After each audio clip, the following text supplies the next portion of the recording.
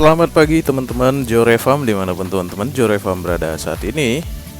Mudah-mudahan teman-teman semua dalam keadaan baik.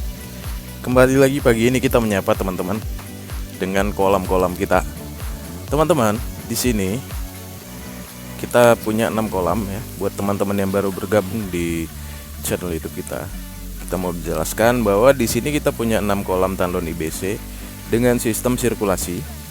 Dengan per tanknya ini rata-rata minimal 150 ekor ya. Seperti ini contohnya nih. Ini nila merah ya.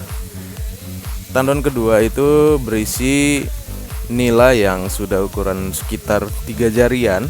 Itu ada sekitar 30 ekor. Di tandon ketiga, 4, 5 dan 6 itu ada nila hitam dan nila merah ya teman-teman. Nah, sistem yang kita lakukan inilah sistem sirkulasi. Kenapa kita memilih sistem sirkulasi? Karena kita mempunyai sumber air yang cukup. Dan juga teman-teman, sistem sirkulasi ini bertujuan untuk mengeluarkan amonia di dasar kolam yang menjadi masalah jika tidak dikeluarkan. Nah, seperti apa sih caranya ya sistem sirkulasi itu seperti ini. Sumber air yang kita pakai itu sebenarnya berasal dari sumur, teman-teman. Sumber air dari sumur kita alirkan teman-teman ke sini. Nah, dari sumur kita langsung masukkan ke tandon ya, dari pipa-pipa yang kecil ya. Seperti ini teman-teman. Ini paralel teman-teman. Nah, ini paralel, kemudian sampai sana ya. Ada 6 tandon. Nah, setelah air dimasukkan, teman-teman, air ini dimasukkan, air akan keluar sendiri dari pipa yang ini, teman-teman. Pipa yang ini. Nah, teman-teman bisa lihat sendiri ya di sini.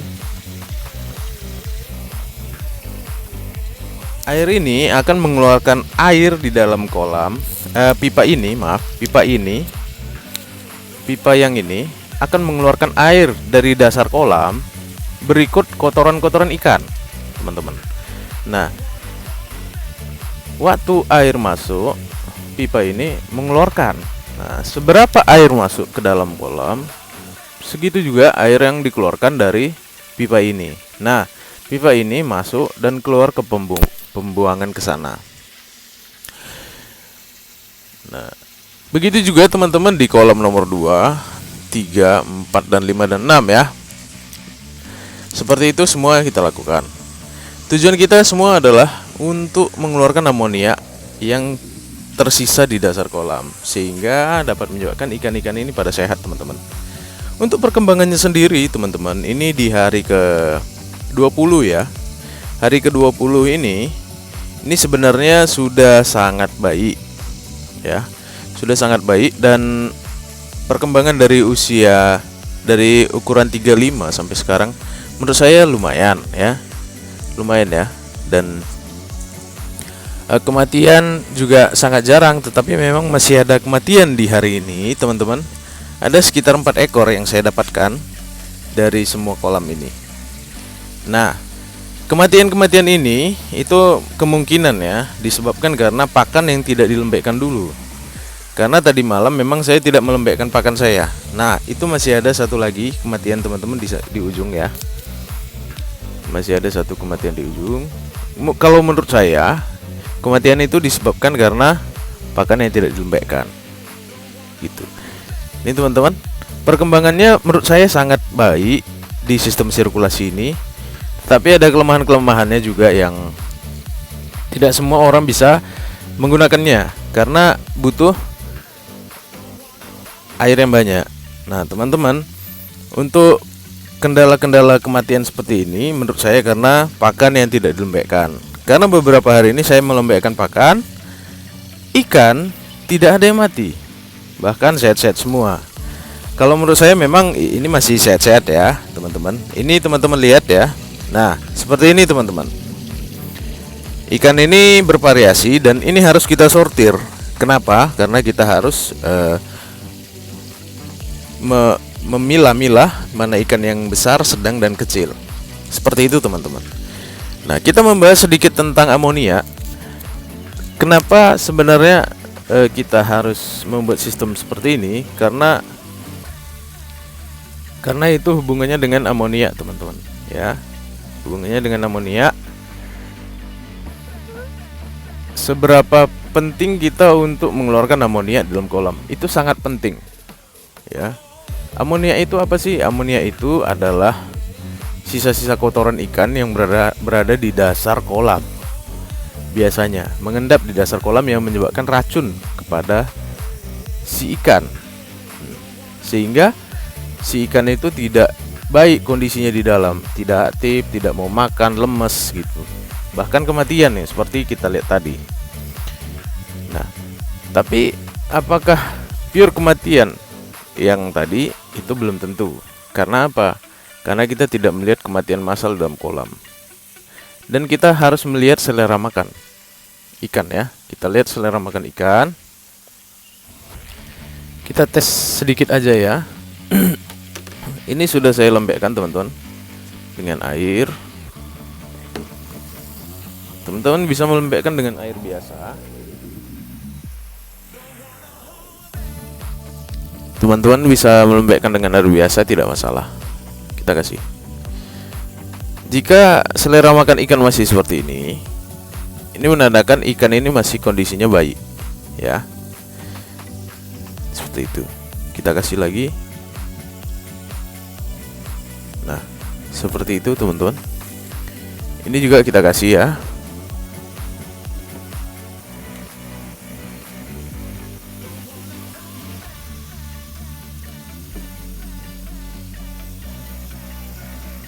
Nah, kondisi ikan masih baik karena selera makan masih bagus, ya.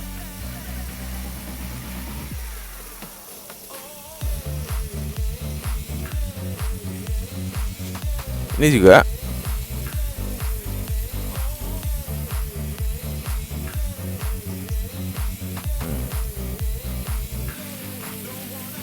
Gitu, teman-teman, ya.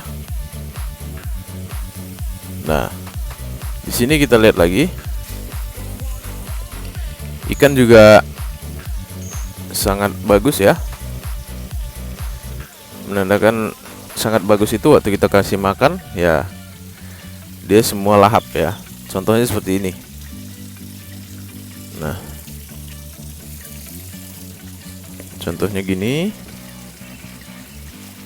Gini ya, teman-teman.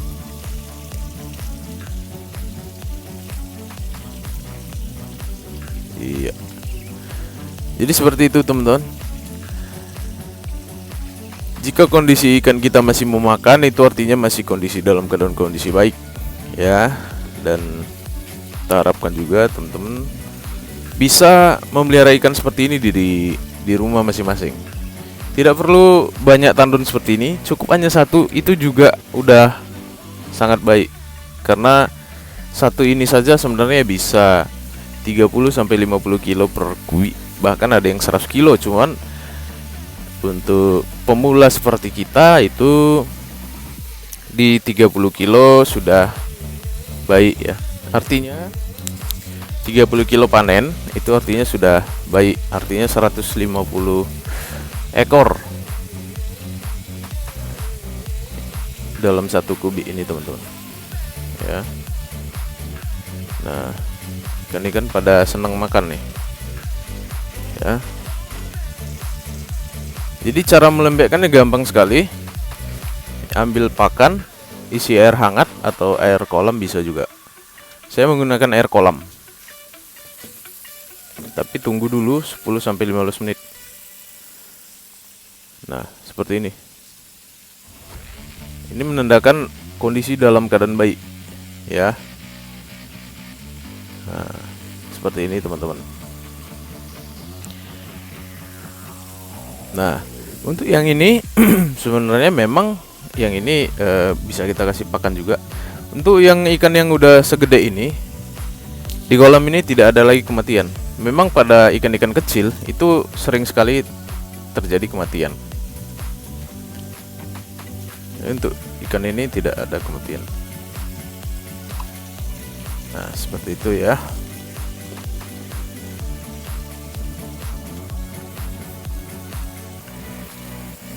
gini teman-teman. Kita kasih lagi. Sangat banyak makannya ya teman-teman.